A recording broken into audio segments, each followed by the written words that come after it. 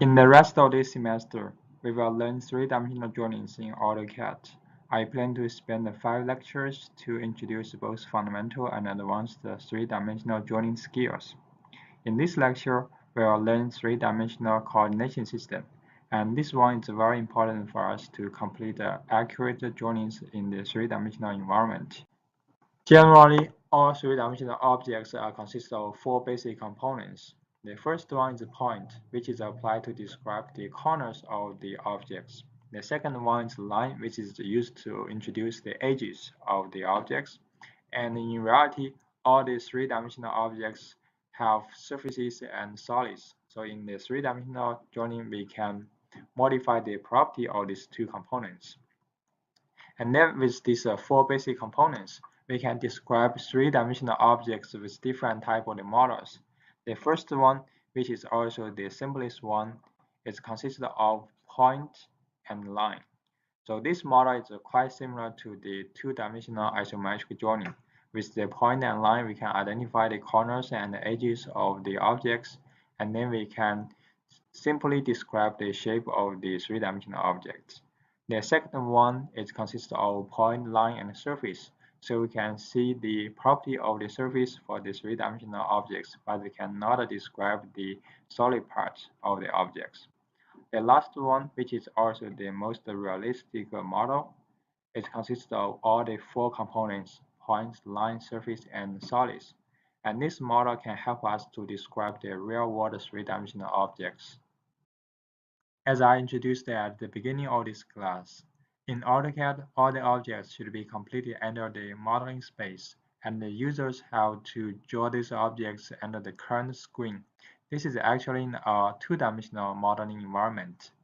In that sense, the three-dimensional objects cannot be easily described in this kind of environment.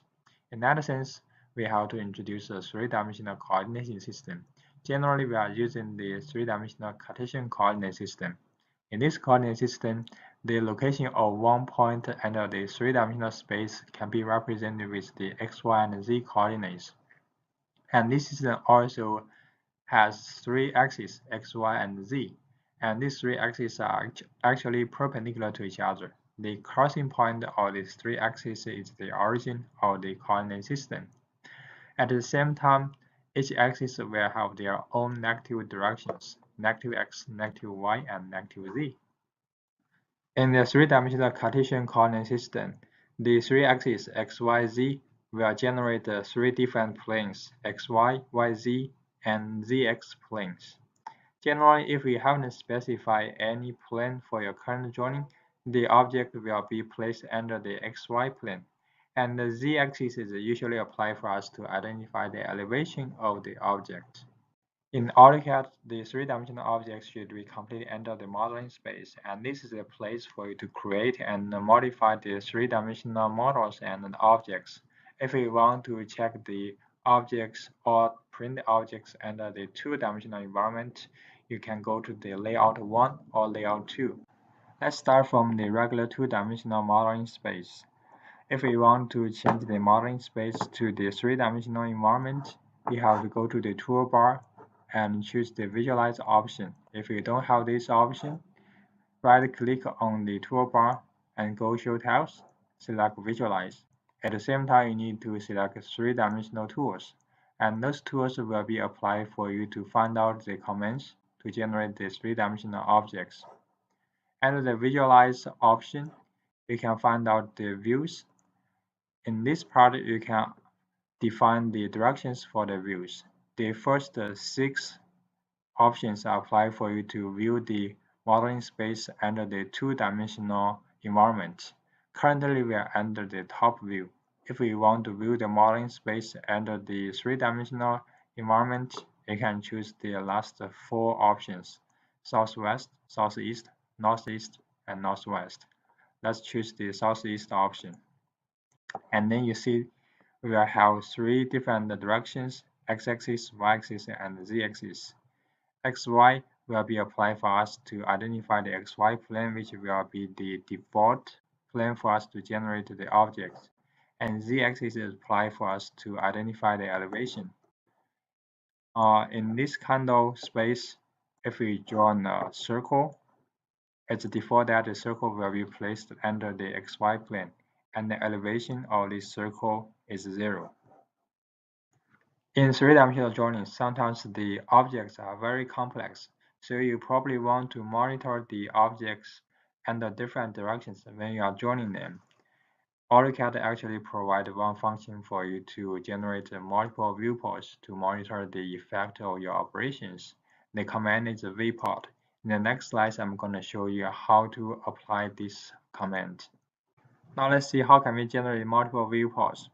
We still start from the regular two-dimensional modeling space. To generate the multiple viewports, you can use the command viewports and then select different styles. Single, which means you will only have one window. Two, you will have two vertical viewports. Two horizontal. Three left. Three above. Three below, and all these different styles. You can also go to the visualize option under the toolbar and go to the model viewports. Select the viewports configuration and choose the style you want.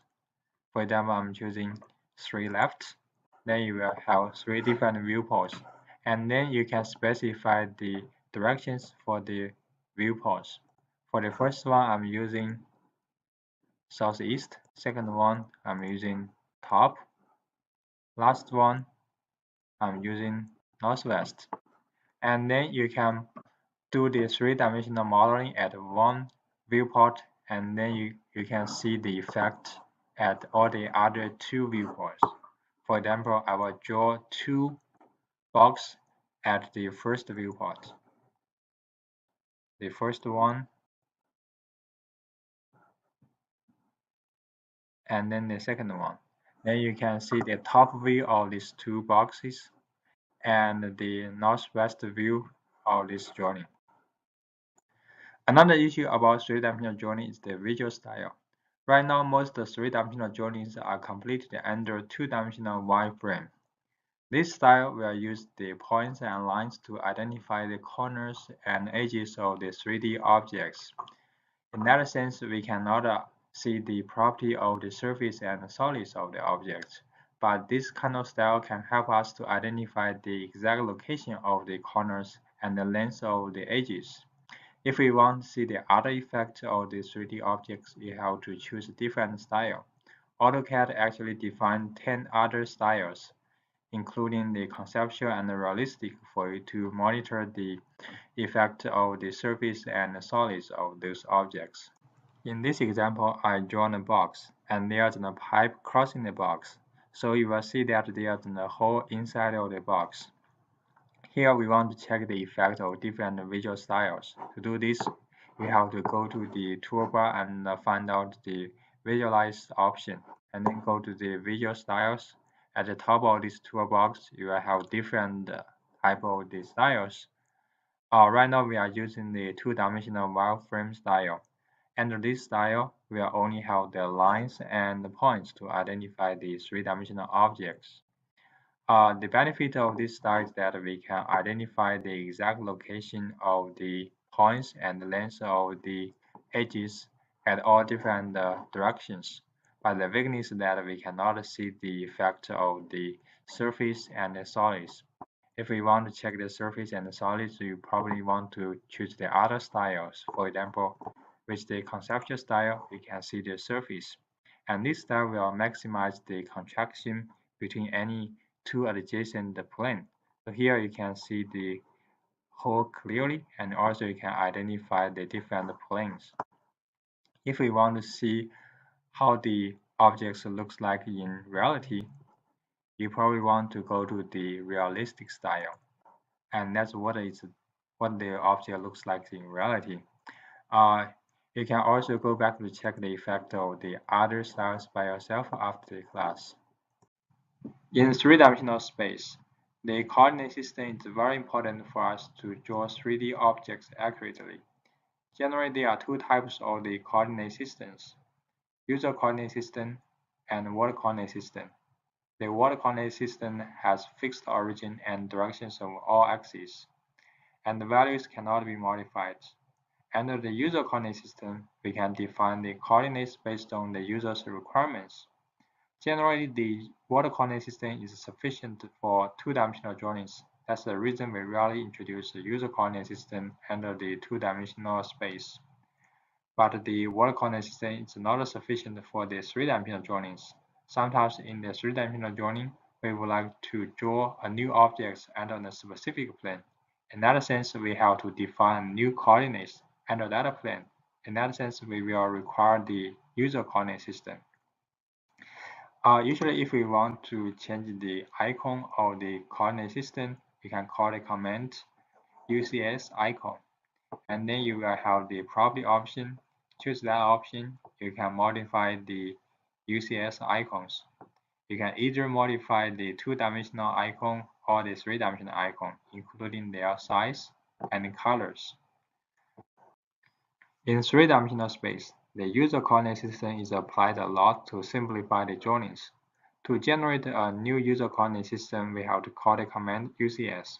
And under this command, there are many different methods for us to identify the new coordinate system, such as z-axis, 3 points, object, face, and so on. In the next demonstration, I will show you how to use this method. Now let's see how to generate the coordinate system by ourselves. First, we have typed the command UCS. And the default method is 3 points. At the first, you have to specify the origin of the new coordinate system, and then you need to specify the second point, which will be applied with the origin to define the positive x-axis. The third point will also be associated with the first point and the second point to identify the xy plane. And then you have the new coordinate system.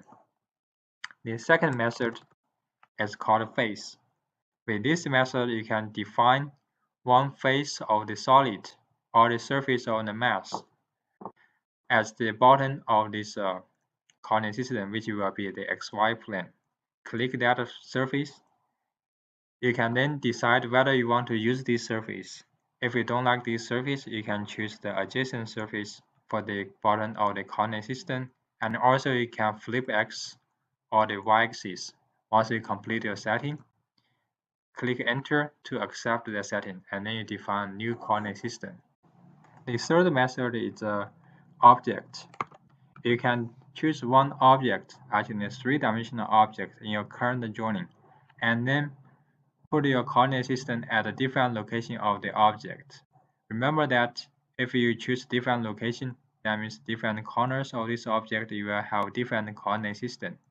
Once you complete your setting, make a one click there, you finish the definition of the new coordinate system.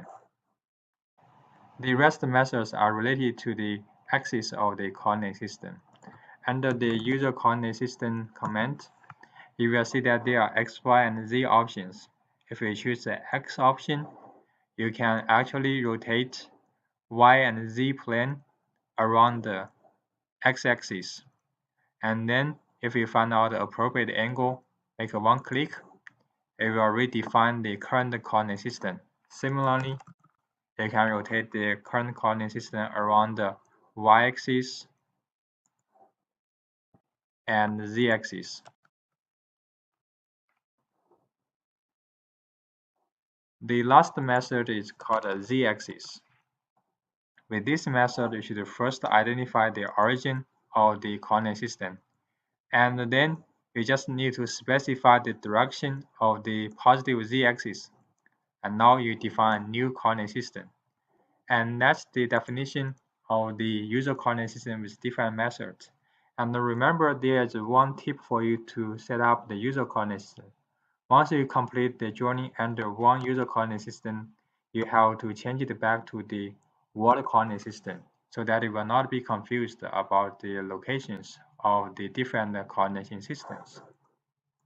In this example, I will show you how to use the user coordinate system to draw this kind of inclined box under the three-dimensional space. Now let's see the effect of the box under the water coordinate system.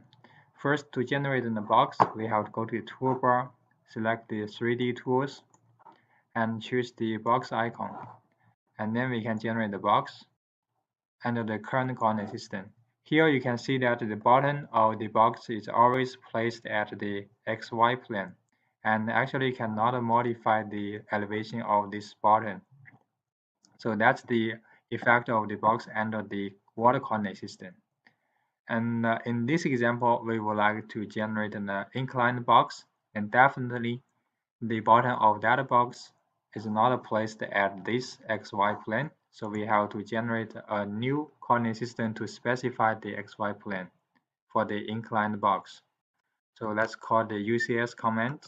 Select the z-axis as the method, and specify the new origin as 8, 8, 2, and then define the direction of the z-axis.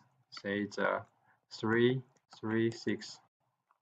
And now we can draw the box under this user coordinate system. And this one will give us an inclined box.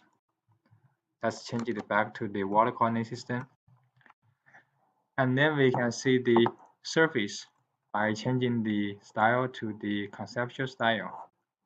And this is the box generated under the water coordinate system. This is the box generated at the user coordinate system. So that's the example in this lecture.